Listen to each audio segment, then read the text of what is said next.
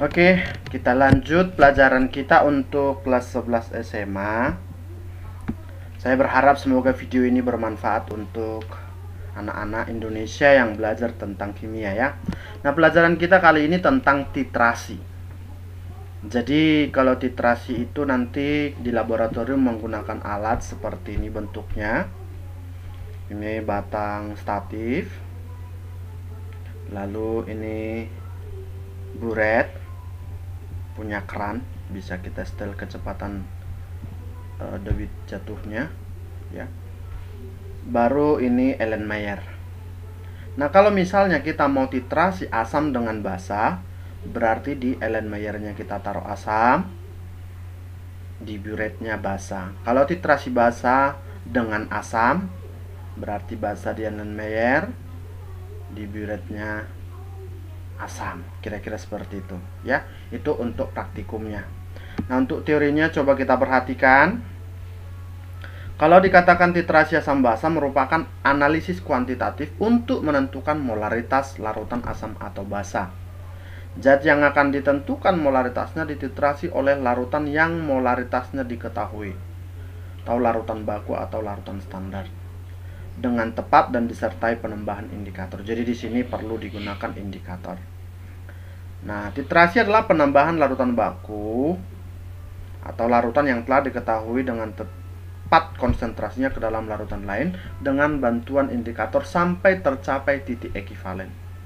Titik akhir titrasi atau pada saat indikator berubah warna diharapkan mendekati titik ekivalen titrasi, yaitu kondisi pada saat larutan asam tepat bereaksi dengan basa. Nah, di sini ada beberapa nanti titrasi yang digunakan sebenarnya. Ada titrasi asam kuat dengan basa kuat, ada basa kuat dengan asam kuat, ada asam lemah dengan basa kuat, ada asam kuat dengan basa lemah, dan seterusnya. Tetapi yang kita bahas hanya ada satu. Nah, artinya kalau ini kita buat bisa, yang lain kemungkinan bisa ya. Nah, ini saya gunakan titrasi asam lemah oleh basa kuat. Berarti nanti pada percobaannya asam lemahnya kita letakkan di Erlenmeyer, lalu basa kuatnya di buret ya. Nah, ini kita misalkan 25 ml larutan asam asetat 0,1 molar dengan Ka 1,75 kali 10 minus 5 dititrasi dengan 0,1 molar NaOH sampai 50 ml. Berarti NaOH-nya ini nanti dia kita buat volumenya, kita hitung dari 0, 5, 10, 15 terus sampai dia 50 ya, sampai dia 50. Oke, sampai 50. Nah, jadi bagaimana kita menentukan pH-nya pada penambahan 0 ml, 5 ml, 10 ml dan seterusnya, itu akan kita bahas satu persatu. Nah, jadi yang warna merah itu yang akan kita kerjakan perhitungannya, karena ini kalau kita kerjakan semua itu memakan waktu yang lama. Nah, artinya mewakili dari bentuk yang sama, nanti anak-anak bisa mengerti ya. Nah, untuk volume NaOH 0 ml artinya belum ada NaOH yang kita gunakan, kira-kira begitu. Nah, coba kita perhatikan gimana kalau NaOH-nya masih tidak digunakan. Berarti sebelum penambahan NaOH, maka yang kita cari adalah pH langsung dari asam asetatnya 0,1 molar. H+ sama dengan akar Ka kali molar asam. Tadi Ka-nya 1,75 kali 10 min 5 kalikan 0,1. Kita dapatkan hasilnya 1,32 kali 10 minus 3. Maka nanti pH-nya minus logaritma dari sini. Kita akan ketemu nanti 3 dikurang log 1,32 atau sekitar 2,87. Nah, jadi pH yang 2,87 kita dapatkan dari perhitungannya seperti itu. Nah, kemudian kita lihat untuk yang kedua, penambahan 5 ml NaOH.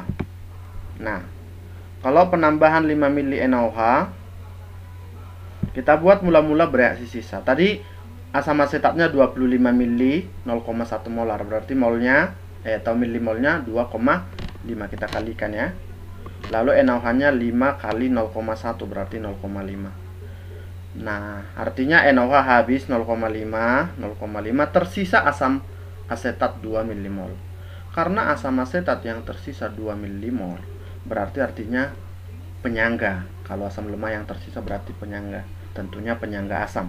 Kita masukkan langsung.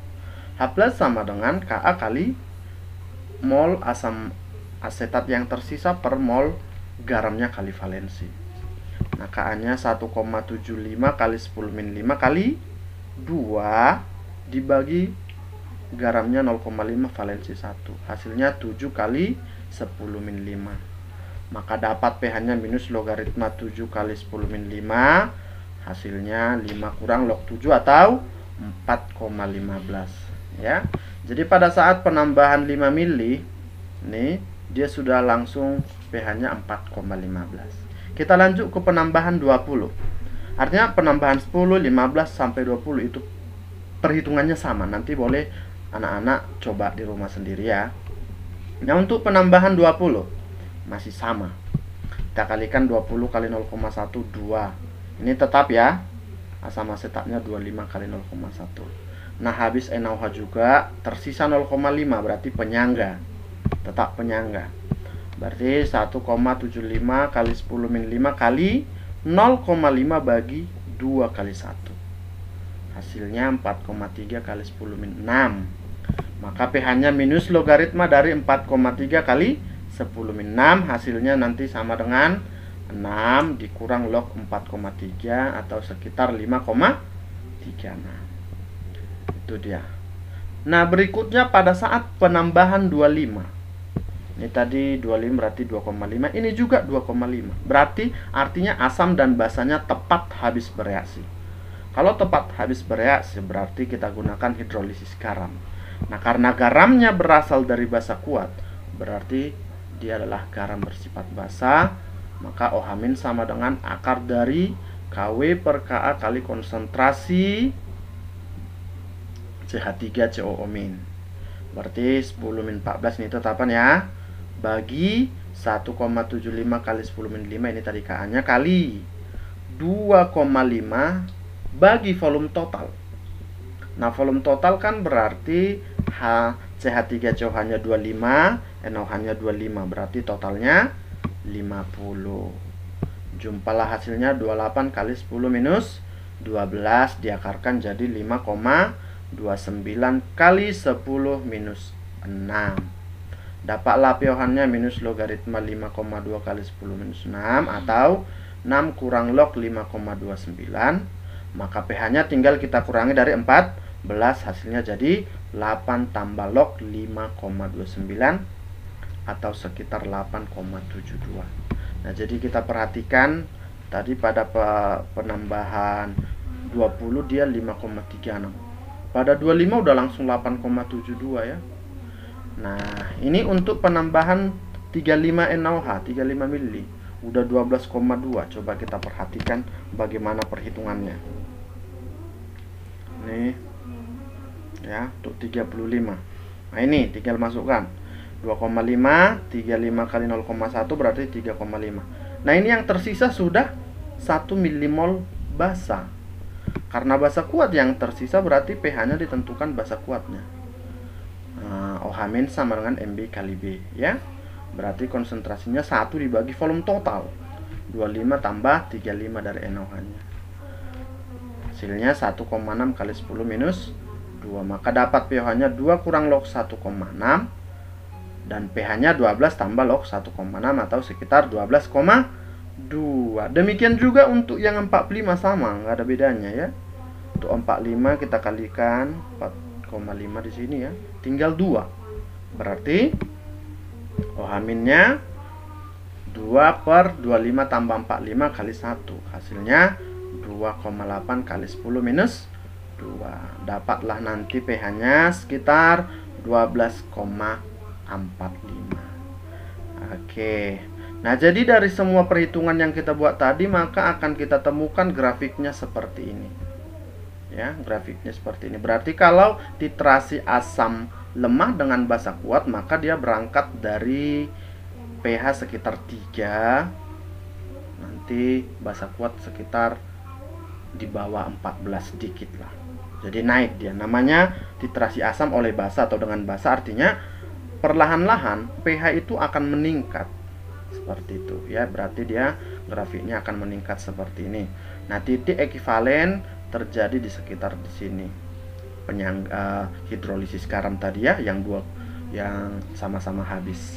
Oke, demikian pembahasan kita kali ini untuk titrasi asam basa. Ini masih yang kita buat adalah titrasi asam basa yang berasal dari asam lemah oleh basa kuat. Sebenarnya masih banyak lagi anak-anak, nanti boleh dipelajari, tetapi inilah gambarannya cara membuat grafiknya juga. Ya, selamat sore, terima kasih, sukses.